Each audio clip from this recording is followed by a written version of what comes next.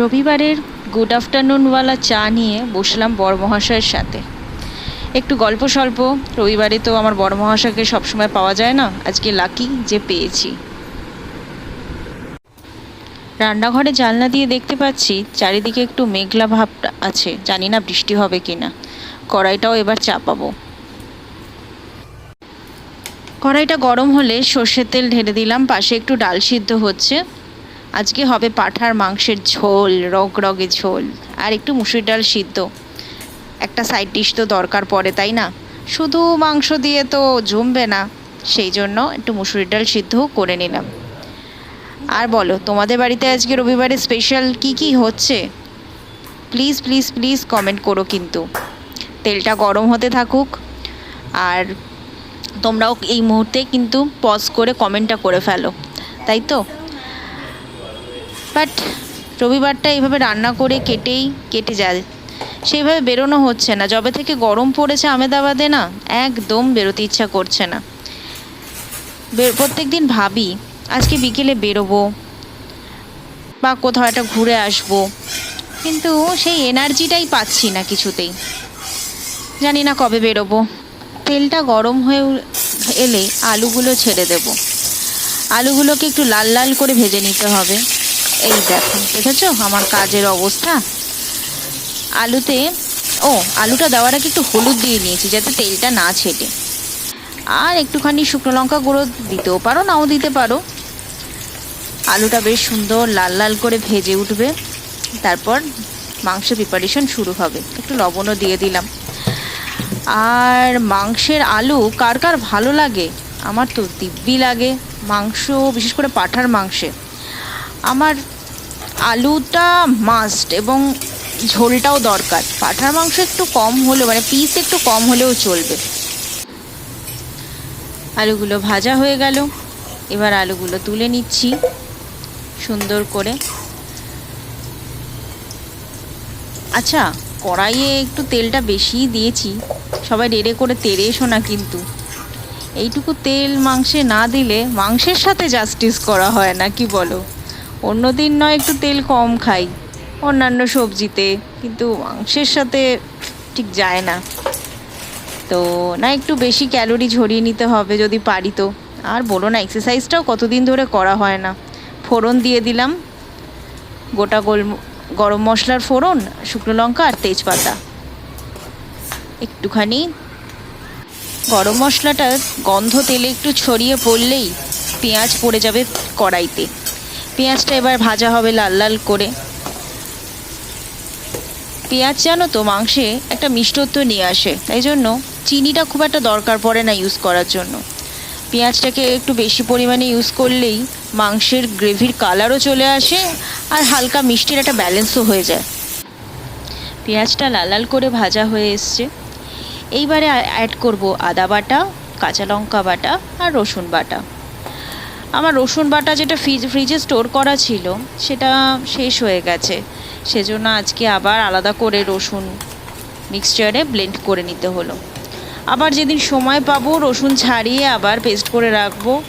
আদা আর কাঁচা লঙ্কা দেখবে খুব সুন্দর করে তাড়াতাড়ি পেস্ট বানিয়ে রেখে দেওয়া যায়, কিন্তু এই রসুনের ছাড়িয়ে রসুনটাকে ব্লেন্ড করা, খোসা শুদ্ধ যদি ব্লেন্ড করতে পারতাম খুব ভালো হতো। ভীষণ বোকা বোকা কথা হয়ে যাচ্ছে, কিন্তু কি বলবো, ল্যাথখোর বাঙালি তো, সেই জন্য হয়তো। এবার সুন্দর করে মশলা কষিয়ে নিতে হবে। তো সবাই জানো, মাংসের রেসিপি তো তোমরা সবাই জানো। হ্যাঁ, যেটা বলছিলাম, আলাদা করে আর এখানে রেসিপি বলার কিছু নেই। এই হলুদ গুঁড়ো, লঙ্কা গুঁড়ো, কাশ্মীর লঙ্কা গুঁড়ো, জিরে গুঁড়ো, ধনে গুঁড়ো, এগুলো তো নর্মাল মশলা ইউজ করবো। এছাড়া মাটন মশলা বা এরম কিছু ইউজ করি না আমি, সরি। আর যেটা বলছিলাম সেটা হচ্ছে যে এই আমেদাবাদে আসার পর না, সেভাবে বিকেলবেলা করে যে একটু বেরোবো সেই এনার্জিটাই পাচ্ছি না। এখানে অদ্ভুতভাবে সকালবেলার দিকে ওয়েদারটা সুন্দর, কিন্তু বিকেলবেলার দিকে ওয়েদারটা কেন জানি না খুব গরম লাগে। মানে অদ্ভুতভাবে যেন বাইরে বেরোলেই মনে হয় কি একটা গরম হালকা মুখের সামনে যেন ভেসে আসছে। সেই জন্যই আরও এনার্জি পাচ্ছি না, একদম ভালো লাগছে না। কবে যে সিচুয়েশানটা চেঞ্জ হবে। একটু টক দই ফেটিয়ে দিলাম গল্প করতে করতে। একটু টমেটো বাটাও অ্যাড করে দিলাম। এবার ভালো করে মশলাটাকে কষিয়ে নিতে হবে। মশলা কষানোর একটা আলাদাই স্যাটিসফ্যাকশন, তাই না? তোমরা আজকে রবিবারে কোথাও ঘুরতে টুরতে কেউ গেলে একটু কমেন্টে জানিও, শুনবো তোমাদের গল্প। একটু লবণ দিয়ে দিলাম, বলেইছিলাম টমেটো দিলেই একটু লবণ দেওয়াটা খুব দরকার, তাড়াতাড়ি টমেটো সেদ্ধ হয়ে যায়। কড়াইয়ে টুংটাং আওয়াজটা কিন্তু যারা আমরা রান্না করতে ভালোবাসি দারুণ লাগে কিন্তু। আর আমার কড়াই তো একটু বেশিই নড়ে, ভগবান জানে কেন। মশলাটা থেকে তেল ছেড়ে গেছে, তাই পাঁঠাগুলো চলে গেল মশলার মধ্যে। এবার হবে সেই আচ্ছা করে কষানো। মাংস যত কষাবে, স্লো কুক করবে, স্লো কুক অবস্থায় কষাবে বা স্লো ফ্লেমে কষাবে, তাতেই কিন্তু মাংসের অর্ধেক রান্না হয়েই যায়। পাঁঠার মাংস হলে প্রেসারে দিতে হয়, চিকেন হলে একটু গরম জল দিয়ে ঢাকা চাপা দিয়ে ফুটিয়ে নিলেই ভালো সেদ্ধ হয়ে যায়, তাই না? আচ্ছা, একটু কথা বলতে বলতে একটু গোলমরিচ ইউজ করলাম। গোলমরিচের ঝালটা কিন্তু দারুণ লাগে। এবার স্লো কুক করব, মাঝে মাঝে ঢাকনা খুলে একটু নাড়াবো। দেখো মাংসটা অলমোস্ট কষানো হয়েই এসে, মাংসটা মাঝে মাঝেই ঢাকনাটা খুলে একটু কষাতে হচ্ছে, নাহলে নিচে লেগে যাওয়ার একটা ভয় হতে পারে। মাংস প্রায় হয়ে এসেছে, আর একটুখানি কষাবো। কালারটা কেমন এসেছে বলো? ভালো লাগবে দেখতে? হচ্ছে এক্ষুনি কড়াই থেকে এক পিস নিয়ে খেয়ে, কিন্তু না, পাঁঠার মাংস ডাইজেস্ট হবে না প্রেশার কুক না করলে। আচ্ছা, আমি না একটু জায়ফল গুঁড়ো দিই। এই জায়ফলটা এই ক্রাশার দিয়ে একটু ঘষে ছড়িয়ে দেবো। আর ঠিক এটা কখন দিই, মাংসটা একদম কষে যাবে এবং প্রেশার কুকারে ট্রান্সফার করব। প্রেশার কুকারে ট্রান্সফার করার পরেও দেওয়া যায়, আমি আজকে কড়াইতেই দিলাম। একটু ভালো করে নাড়িয়ে মিশিয়ে নেব, তারপর প্রেশার কুকারে ট্রান্সফার করে দেবো। আর কড়াইতেই একটু জল দিয়ে মশলাটা যা থাকে কড়াইতে লেগে, সেটা শুধু জলটা গরম করে প্রেশারে ঢেলে দেবো, ব্যাস হয়ে যাবে। হ্যাঁ, যেটা তোমাদেরকে জিজ্ঞেস করছিলাম, তোমরা কোথাও গেলে, কোথাও ঘুরতে টুরতে গেলে, তোমরা কে কোথা থেকে আমার ভিডিও দেখো একটু বলো না গো। যারা কলকাতা থেকে দেখছো, কলকাতারও তো একই অবস্থা, সেই গরম আর গরম।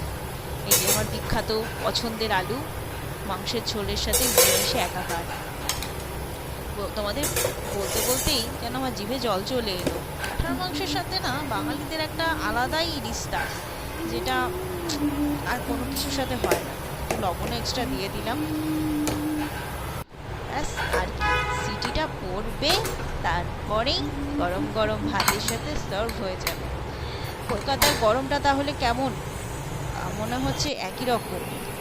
তোমরা সবাই ভালো থেকো, সুস্থ থেকো এই গরমে, ভালো করে জল খেও, হাইড্রেট রেখো নিজেকে। এই মাংসের ঝোলটা একটু ফুটিয়ে নিচ্ছি, পাতলা হয়ে গেছিলো তো, তাই আর কিছুই। হ্যালো, বেঙ্গলি হোমমেকার শ্রাবণীতে তোমাদের সবাইকে স্বাগত জানাই। আজকে সোমবার, আজকে প্রায় বাজে এখন 11:30। Good morning. এখনও 12টা বাজেনি, তাই জন্য 11:30 জানাতে পারছি। সরি, এখন 11:30 বাজে, তাই গুড মর্নিং জানাতে পারছি। তোমরা সকলে কেমন আছো? আশা করি সকলে ভালো আছো, আমিও ভালো আছি, আমার ফ্যামিলির সবাই ভালো আছে। কালকে ব্লগটা শুরু করেছিলাম চা দিয়ে, আফটারনুন চা দিয়ে, তখন বাজে হয়তো 1টা হবে। তো তারপর মাটন ফাটন রান্না হলো, তোমরা দেখলেই। সো আজকে সোমবার, আজকে আমার শ্বশুর মারা, মানে এই বছর শ্বশুর মারা যাওয়ার দরুন আজকে আমার একাদশী। আজকে রান্নার সেরকম কোনো প্রেশার নেই, তাই সেরকম কোনো অ্যাক্টিভিটি দেখানোরও নেই। টুকটাক কাজ আছে, সেগুলো সারবো, তারপরে নতুন দিন আবার কাল থেকে শুরু করব। আজকে ওই জন্য কালকে যে ব্লগটা স্টার্ট করেছিলাম, সেই ব্লগটা আজকে এখানেই শেষ করছি। তোমরা, আশা করছি তোমাদের ভালো লাগবে আমার এই ছোট্ট ব্লগটা। তোমরা প্লিজ আমাকে একটু লাইক, কমেন্ট আর সাবস্ক্রাইব ছাড়া আমি কোনোভাবে সাপোর্ট পাচ্ছি না। প্লিজ একটু সাবস্ক্রাইব করে দিও। আর তোমাদের সাবস্ক্রাইবই বলতে পারো আমার হাতে হাত মিলিয়ে বা আমার সাথে হাতে হাত ধরে একসাথে এগিয়ে চলার মতন ব্যাপার। তোমাদের সাবস্ক্রিপশনটা এতটাই ভ্যালুয়েবল। সো আমি রিকোয়েস্ট করছি, প্লিজ সাবস্ক্রাইব করো, লাইক কমেন্ট তো করোই। কমেন্ট করলে আমি জানতে পারবো যে আমি ঠিকঠাক কাজ করতে পারছি কি পারছি না। আর ইচ্ছে তো আছে আরও বেশি ইনোভেশন আনার।